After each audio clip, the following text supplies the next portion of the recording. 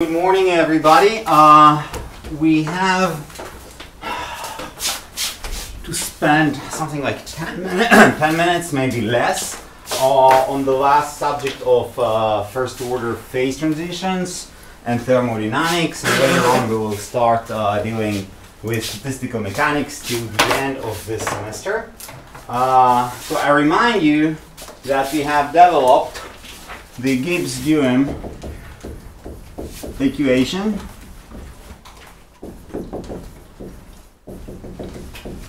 which looks like 0 equals to S dt minus V dp plus N d mu. Okay. So you can write here large S and large V. Therefore, d mu equals to minus S dt minus me dp, where small s plus, whereas small s is large S divided by n, so this is entropy per particle, and small v or mu, it is the volume of the system divided by the number of particles in the system. So it's perfectly, you can say that it's just volume per particle. Now therefore the chemical potential, the chemical potential is a function of temperature and a function of pressure. So we can say that d mu dt equals to minus S and d mu to dp equals to me, to the volume. And why we need this equation in the first place? We want to say something about the separation between two phases, right? So still the idea is that we have system, we separate it into two. We have phase A and we have phase B. And if you want to have some sort of an example in your head, so you can say this is liquid, this is vapor, but the two phases coexist. So we are looking exactly at the phase transition itself. Okay, and we claim that at the phase transition, two phases can coexist and the whole system is in equilibrium. Okay? And we are looking on this very specific point where this phase transition occurs. Okay? Assuming that the system can be brought to be this point and this point do exist. Now, why to describe everything in terms of mu, t, and p? So this is why we need this Gibbs-Duhem equation. Because there are intrinsic variables, and we know that for the system to be stable, all the intrinsic variables of all the different parts of the system, the whole system, have to be equal to each other. So the intrinsic variables, this part, have to be equal to the intrinsic variables of that part. Yes? I think also that unlike volume and entropy, the pressure and the temperature is something that is more easy to measure. Also, you can't really calculate the number of particles in each system. So great comment. You're absolutely right. This is also why you're doing this, because those temperatures and pressures are actually calculable, measurable, and more intuitive. I completely agree with you. Yes. Now, so we know that everything is described, or everything is a self. When I say everything, I mean different intrinsic variables, or what we call generalized forces. Now, the assumption of thermodynamics that everything is continuous, right? So if you plot, this is the plot that I finished with last week. So if we plot mu as a function of d and p, okay. Now you can think of it as a two-dimensional manifold in three-dimensional space. Okay, so for every point of t and p, the height is going to be the value of mu. Mu is somehow described by temperature and the pressure. Okay. Now, when I'm looking on this plot, I have a continuous manifold. So basically, it means that I can go from any point to any other point on this two-dimensional manifold in a continuous fashion. Okay? All of those are equilibrium states. Okay?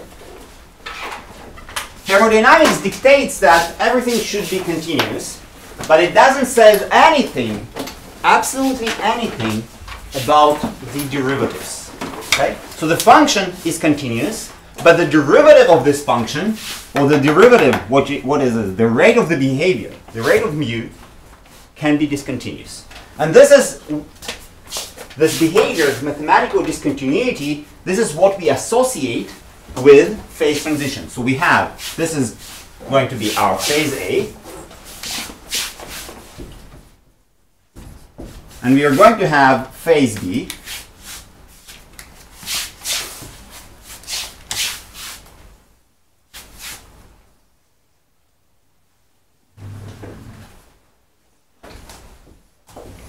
the behavior in phase B is also continuous. You can go from any point to any other point in a continuous fashion, and nothing is modified. But when you get to this specific line, notice mu is continuous function. Okay, this is the differential of mu. It is modified continuously from any place to any other place. So it says that you can cross from here to there. Okay? But something happens. We know this from observations. Something happens at specific values of p and t, where mu is modified continuously. The chemical potential is changing continuously, but its derivatives are jumping. Okay? So therefore, we're looking on the derivatives of mu. What are the derivatives of mu? d mu to dt, it is entropy per particle. d mu to dp, it is volume per particle. So what we're saying, at phase transition,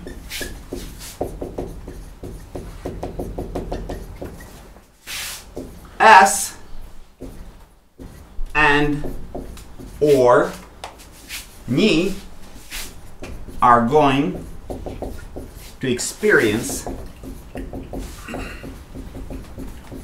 a jump.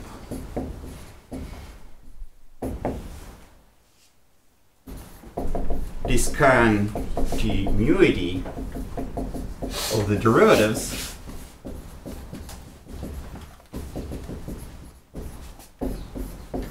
phase transition. This is our mathematical description. It can be a point or it can be a line. Okay? Depends on how many variables that you have inside. Basically, we're looking on jumps that occur.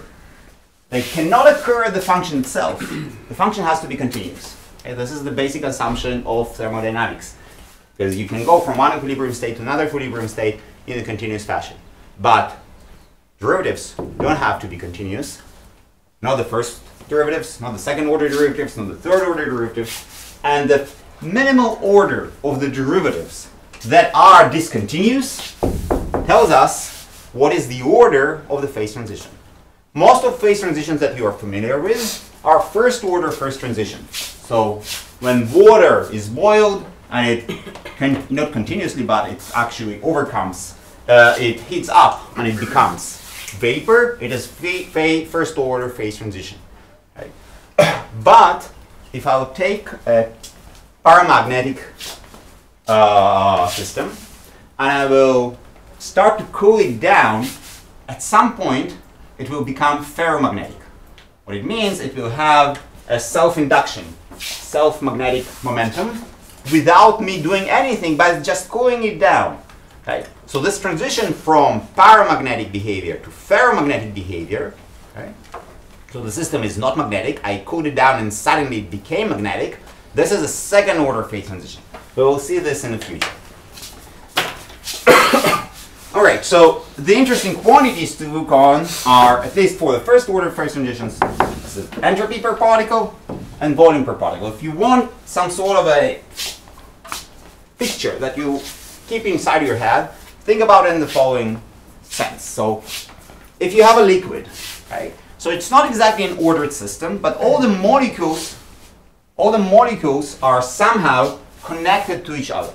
Okay? And they're moving in a cohort. So they're moving to get together, somehow coordinated. Okay? You hit the system up, okay? And self-vibrations of the different molecules start to, be more and more pronounced. Okay? And at some point, this self-vibration of the single molecule overcomes the interactions with all the other molecules around it. Okay? Now, exactly at this point, what happens on the micro level, that they push each other fast enough because they just want to vibrate, and they don't less care about the attraction. Okay? And at that point, the attraction weakens, the self-vibration win, and there is a jump. There is a jump in what? There is a jump in self-volume, you can say, because the amount of volume that this vibrating molecule is actually occupying now is much bigger than it was occupying just before. The same happens for the entropy. We don't know yet what entropy is, but when we will define entropy in a bit, we will understand that also the same happens for the entropy. Okay? But if you keep the entropy aside and you just think about the volume, so you have a molecule, it was occupied by different other molecules, and they're moving together. At some point, you start to heat everything up. Those two molecules less care about each other, and the self-volume of each molecule became bigger.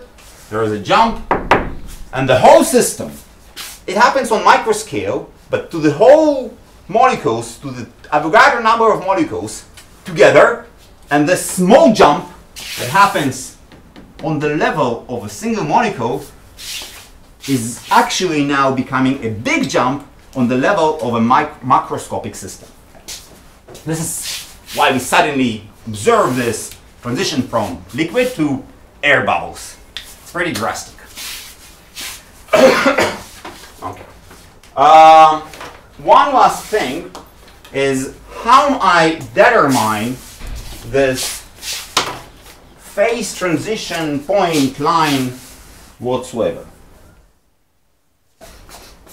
Because you see this line over here, it occurs for specific temperatures and for specific pressures. Okay? So how to determine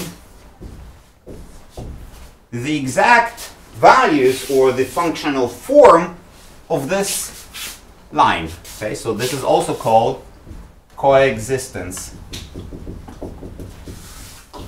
line.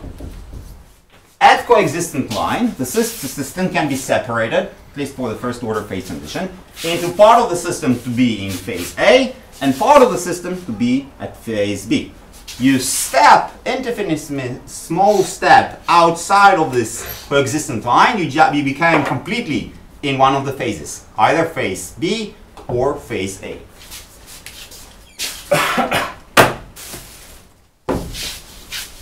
No. So the derivation, maybe you already seen this, or the TA is presenting to you this solution. The idea is called Clausius-Clapeyron equation.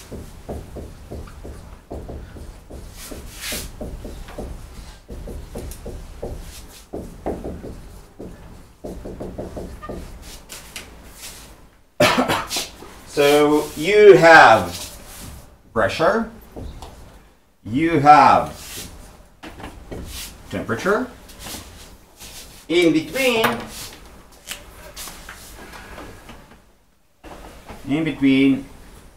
you have your coexistence line. Coexistence line, right? And basically want to find what is P of t. Okay? Not a general behavior of P of t. But basically what we are doing, we are looking on this transition due to the chemical potential. For each P and T, we plot one specific point. Those are all the different points that we obtain. And I want to find the functional form of this coexistence line. Okay. Now, the idea is as follows. So if we have, for example, this is going to be mu of A, and we have here mu of B. Okay.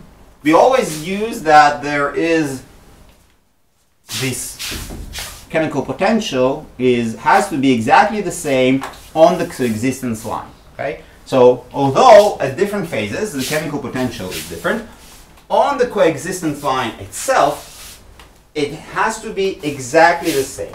Okay? Now, so we put this line over here, okay? And exactly at this green point we know that mu of A equals to mu of B. Okay? Now we start at this point and we make a small transition along the coexistence line. Okay? So we have a small translation of this green point along the coexistence line. So the modifications that are experienced by the chemical potential, we know that d mu A equals to d mu B. Why? Because we are moving along the coexistence line. And since we are moving along the coexistence line, the behavior of mu A is exactly the same as the behavior of mu B. You're basically saying we started somewhere over here and moved somewhere over there. Okay? And if it's a small translational translation, okay, the mu's and mu's over here are exactly the same. Okay? So the differentials are also the same. Now, if the differentials are the same, we can use the Gibbs-Duhem equation or the definition of the differential of the chemical potential. So what is d mu in general? We know that this is minus s dt plus v dt. Okay. Now we're going to say that d mu of A equals minus s A dt plus v of A dp. I'm moving along this line, but I'm describing everything in terms of the values of phase A. Now in phase A, there is SA and there is VA, but the temperatures are exactly the same. Okay? So extensive variables are different. Intensive variables are the same. Therefore, I have SA and VA, but I have this T and P which are disregard, and I disregard this A and B. I don't really care if it's phase A or phase B for the temperature and for the pressure. Same goes for the differential of the chemical potential in phase B. It is minus SB dt plus VB dP. dt and dt in the both phases are exactly the same. Why? Because I'm performing my shift along the coexistence line. Right? So the change in temperature and the change in pressure is exactly the same in phase A and in phase B. All right. I'm using this equation. And I know that minus SA dt plus VA dP equals minus SB dt plus VB dP.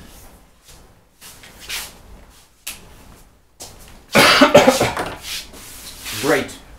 Now, out of this, I can obtain the following.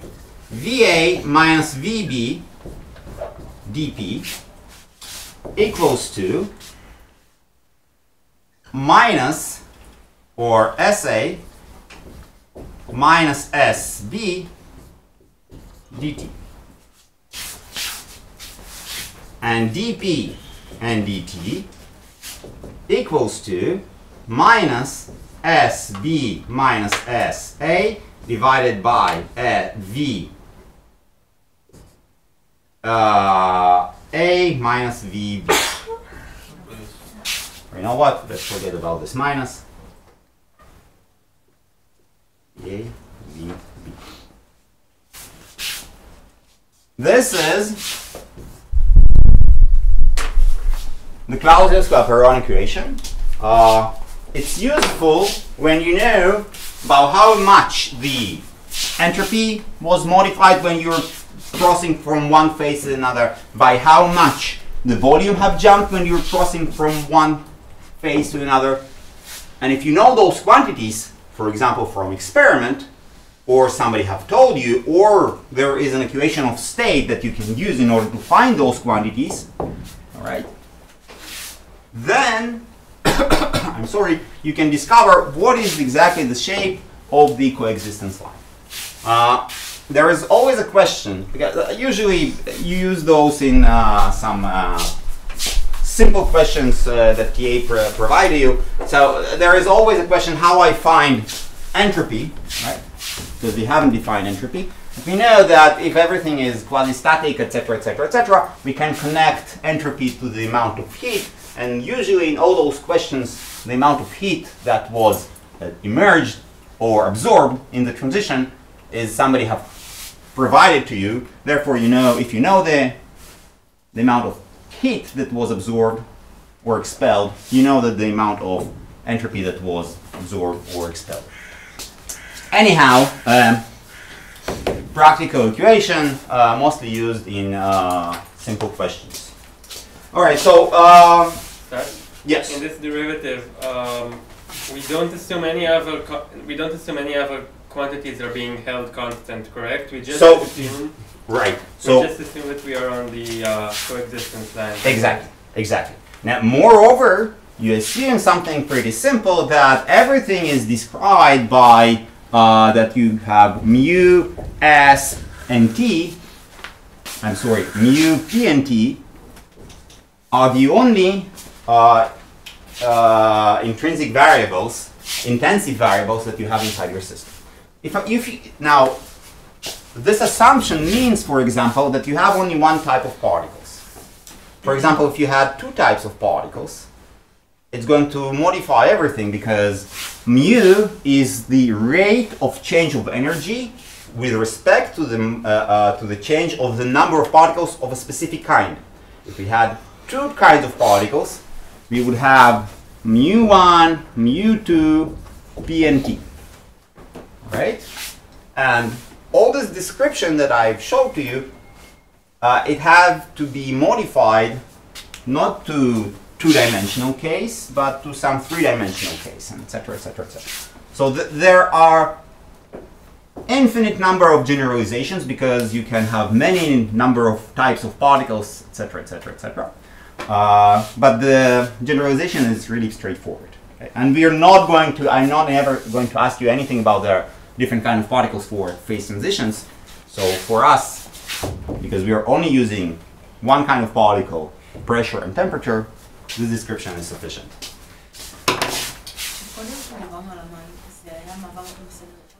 Okay, so the question when we spoke about water, is it a first order phase transition or second? It's a first order phase transition. The volume or self-volume of vapor is much higher than the volume of water. It jumps like that. It's a first. All right, so what jumps? The jump is in the volume. And the volume, so the volume is discontinuous, right? And the volume is a first order derivative of the chemical potential. So you have a discontinuity in the volume, which is the first derivative. So this is the first order phase transition. If the second order derivatives are jumping, this is a second order phase transition. So if I would observe that the volume, let's assume that I have some sort of material and I heat it up, and the volume, and at some temperatures, okay, the volume is modified continuously, okay, but the derivative of the volume with respect to something, okay, is actually discontinuous, is going to be a second order phase transition. Okay, so when we were talking about magnetic systems, magnetization, it's a first order derivative of something, you will see. Okay, now the magnetization is continuous, but the derivative of the magnetization, or by how much the magnetization is modified when you change the temperature a little bit, this quantity is going to be discontinuous. Okay? All what we have seen, it's a first order phase transitions. Those are classical phase transitions, and the second order phase transitions were discovered much, much later. Okay. Any other questions? All right, so we are done with thermodynamics. We are going to use a lot of those ideas of thermodynamics when we will describe statistical mechanics, specifically the properties of thermodynamical potentials and the minimal and maximal values of those potentials. That's going to be very, very handy. But we somehow going to abandon this approach of thermodynamics, which is a very top-down approach. Okay, so the ideas of thermodynamics is I have a very general descriptions, everything is somehow continuous, I don't care and I don't know what's actually going inside my material. I'm using general properties of the functions, convexity, stability, the derivative is positive, the derivative is negative, the function is continuous, the function is discontinuous. Somewhere, somehow, and this is, well, my perspective at least, this is why physicists don't very feel comfortable with thermodynamics, because you don't really have the feeling of what's going on. Okay, you can get used to it, and people who develop thermodynamics, physicists and chemists, had a very good hand-on experience because they were dealing with gases, they were dealing with liquids, and so they understood how those different quantities behaving, right? But for us, it's a little bit, out of the blue, you describe those continuity relations. You say this is related to this, that's related to that, and then somehow the lecturer always managed to find exactly the right derivative to take in order to explain everything. But it's not very intuitive. Right? Now, this is not intuitive not because of you, okay, or because of me. It's, I think, well, maybe because of me, but I think it's because of the top-down approach of thermodynamics. Okay? Statistical mechanics, it's a completely different animal. Okay? The idea of statistical mechanics is very, very different. The idea of statistical mechanics is we will start, instead of saying something extremely general about everything, we will start with simple models, okay? And we will build this approach of bottom-up. Okay? We will assume some very simple ideas about how the particles behave, on how the particles interact, and then we'll try and generalize those ideas to any other systems or different systems, right? So the thermodynamics, up, bottom, statistical physics, bottom up. Simple models, simple ideas, and somehow all those simple models and simple ideas, they can generalize to very, very complex systems. Okay. Now, if I already mentioned simple models and simple ideas, statistical mechanics also have several assumptions. Now, one of the basic assumptions of statistical physics, statistical mechanics, is that there are different states for the system. Okay. Now, for you already taken class on modern physics, and you have taken a class on quantum mechanics 1, you know that there are states, right? Quantum states. Right? You can solve the Schrödinger equation, and Schrödinger equation, for example, for any particle within a binding potential, will produce discrete spectrum of states. Okay? So the quantum mechanical description of everything is that we have states. Those states can be continuous, or the states can be discrete, but the system, if you think about it in general, right, you can always describe it statistical mechanics.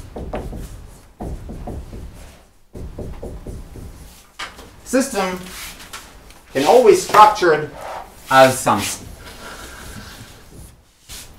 bunch of states, right? You can always think of the system as a point which is going from one state to another state to the third state to fourth state, and etc., etc., etc.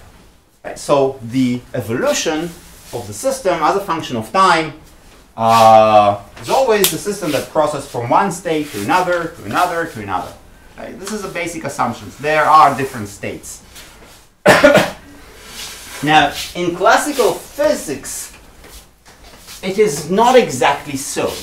Right? So in classical physics, at least when you're taught classical physics, like analytical mechanics, you are never taught that something about different states. There is description, it can be Newtonian description, it can be Lagrangian or Hamiltonian description, but we do not usually say, well, there are different states for the system because everything is continuous, right? Now, if you think about the states, and you already have those idea of states, you can say, well, actually, right? I can imagine states in classical physics, right? So this is quantum. This is classical. Right? So for example, if I would take a harmonic potential and I write F equals to ma, and I look on my impulse, and I look on the coordinate my position, I can say, well, I can use this phase space, right? And for harmonical potential, it's going, there are closed trajectories, right? That are the different solutions.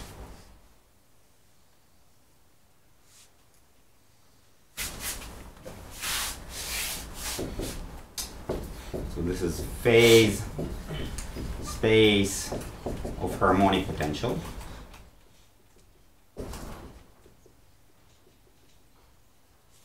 I can imagine that there are states inside the system, right? I can say, let's take in this two-dimensional phase space an impulse, a coordinate.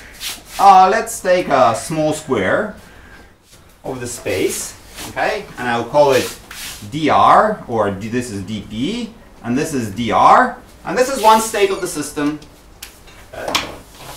And I will take another quadrangle nearby, and there's going to be a second state of the system. And I can continue in this fashion, and I can discretize the whole phase space by filling it up with small quadrangles, right? Cubicles if it's three-dimensional space, or spheres, it doesn't really matter. And I will say, oh, those are my states. Okay. Now, this is a very intuitive idea in quantum mechanics. This is very unintuitive in classical mechanics. Why should I do this at all? Okay. So the first one who did this was actually Gibbs, and he had no idea what quantum mechanics is because it wasn't still developed. It always existed, but it wasn't still developed at his time.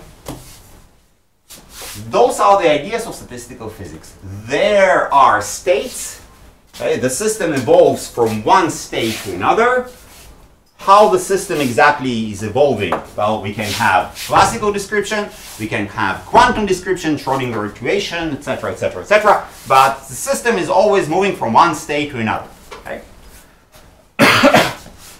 And by identification of those different states, I can explain and predict the behavior of the system. Right? So if I would tell you what is the phase space of harmonic potential, okay, you just need to follow those lines, and it will describe to you how the system is evolving. Right? So if the energy is not too high, okay, my impulse is not exactly high, I can say, well, my harmonic potential is just a mathematical pendulum, and I have a string and I have a mass, right? So if the kinetic energy of my mass at the bottom is not too high, what it's going to do, right, it's going to perform those swings back and forth all the time, right?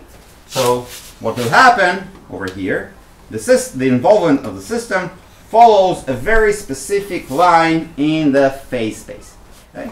So I can identify all the different states of the system, and the system is going to jump from one state to another, and there is going to be a cycle. Okay? By the way, this is why the system is out of equilibrium. There are no cycles or in equilibrium systems. Anyhow, so great description. Yes, this is a nice assumption about states. How it exactly related to macroscopic systems, right? So this is nice for harmonic potential, right? We can solve one particle in a particle connected to a spring. We can solve Schrödinger equation. There are numbered examples where we can actually solve Schrödinger equation. 1, 2, 3, 4 particles, maybe, but not for 10 to the power 22 particles. Okay? The same problem that we started with at the first lecture, that there are a huge number of interactions. Okay? The knowledge that I have different states doesn't tell me anything how the system will evolve from one state to another. Moreover, since there are 10 to the power 22, 23 number of particles in my system, all those approaches seems unreasonable to treat in the first place because I cannot solve anything. Okay. Now, and here comes the beauty of statistical mechanics. And the beauty of statistical mechanics says the following. You don't really have to solve anything. You will see that there are specific groups, specific statistical laws that describe your system. And those statistical laws, because you're in the limit of huge number of particles, huge number of events, and you know that there are mathematical laws, probabilistic laws. When you have many ingredients, for example, I taught most of you this law of large number and Gaussian limit theorem.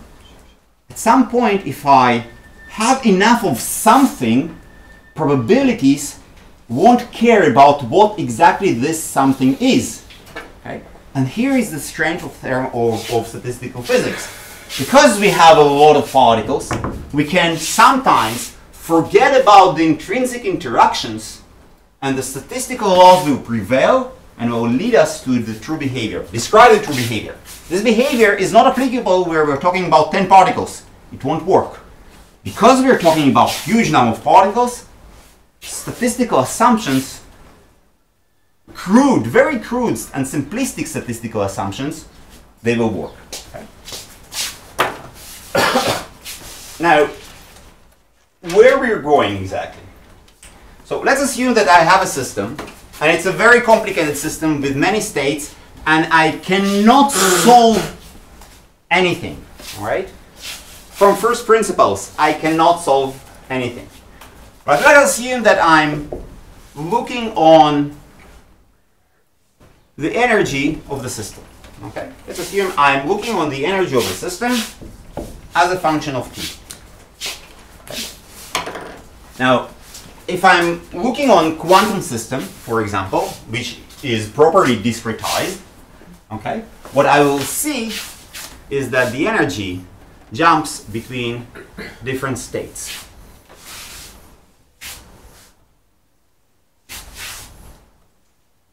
Now, why this energy of the system jumps? Well, it can be the energy of a very specific particle. There are interactions with the outside world, etc., etc., etc. But this is how my process looks like. This process can be very, very complicated. Now, let's assume that I don't know how to calculate anything. Okay? Let's assume that I don't know how to calculate anything. Thermodynamically, the quantities that I used are not the exact energy of my system, right? I couldn't care less in thermodynamics what happens at very specific state. What I usually been doing is describing, I was providing to you, there is an energy of the system. What was this energy? What experimentalists have done in order to tell me what is the energy of the system? He would take a chamber of gas, he would measure the energy at some specific time, at T1. Then he would measure and he will get this value. Then he will measure the system, the energy of the system at time T2. Then he will measure the energy of the system at time T3. Then he will measure the temperature of the system to the time T4, and etc., etc., etc., etc. the experimentalist will perform numerous measurements of the system, and after he would perform all those numerous measurements of the system, he would say the energy of the system is 1 over n, call it m. M is number of measurements.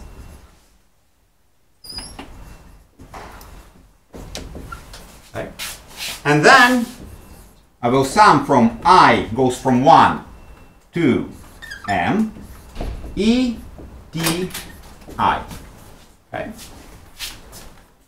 Basically, what experimentalist does, he calculates average of the observed energy. He follows, as a function of time, he follows the system, he follows the evolution of his observable. In this case, this is the energy. He records all the different values of the energy, and what he provides to you and to me as an output is this average. This is time average of the system. Now, all the energies and all the quantities that we've used in thermodynamics were time averaged quantities. The pressure of the system fluctuates, the temperature of the system fluctuates, the energy of the system fluctuates, the chemical potential of the system, everything fluctuates all the time. Okay? And when the experimentalist tells me the temperature is such and such, he measured, there were some fluctuations at the thermometer, he averaged everything, and he got one specific value. Okay? So in order to describe everything thermodynamically, we need to perform temporal averaging. Now, this is great, this is good for experimentalists. But if you are a theoretician, okay, this is not good enough. Why it's not good enough? Well, this is not good enough because you cannot calculate anything with this. Okay. Why you cannot calculate anything with this? Because you need to perform experimental measurements. Okay. So what do? You do the following thing. You say, well, if I was a theoretician, I could somehow discover what are the different states inside the system, right? So I will say that 1 over mu, 1 over m, over sum I from 1 to m ETI equals to, let's go 1 over j, all the different states of the system.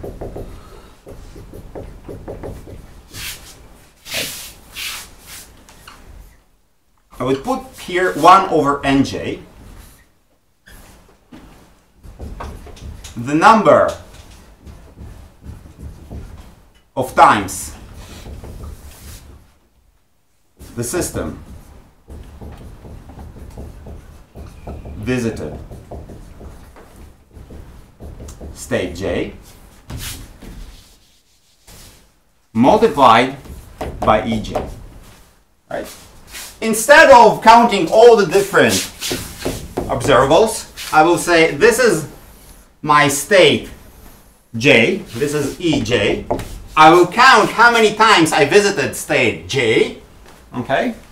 And I will multiply it by the number of times that I visited it, and I divide it by the total number of measurements. This is, I'm sorry, this is m. Just recount everything. Now, when we look on this and we ask ourselves, what is 1 over m, the number of times that the system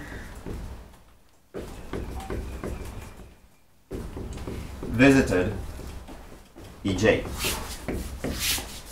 I just count the number of times. Think about the experiment. I toss a coin and I count the number of times that I'll have a head. And I divide it by the total number of experiments. Okay, the total number of measurements. I know that this is Pj. The probability that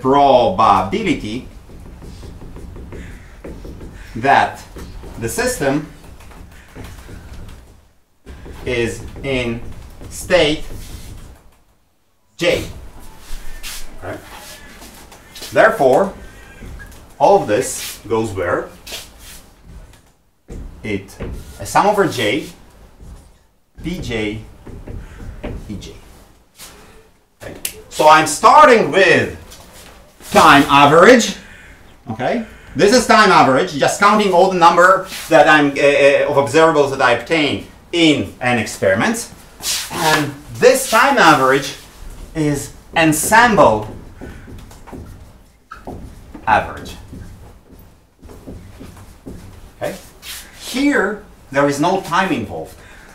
I can calculate, because I'm a theoretician, the different energies of the system, and I can calculate what are the different probabilities to be in specific states of the system, and what the experimentalist measures, which is 1 over m sum over I E T I goes to sum over j Pj Ej. This is time average. This is ensemble average. And all of this, that those two are equivalent, called ergodic ergodicity assumption. This is what I do get in experiments. With those guys, I can work. And this is what we are going to do from now on. We're going to calculate different energies of the system. We're going to calculate different probabilities of the system. And this is how we're going to predict the behavior of the system in total. How exactly and what kind of assumptions we have to make in order to do that, we'll see this tomorrow.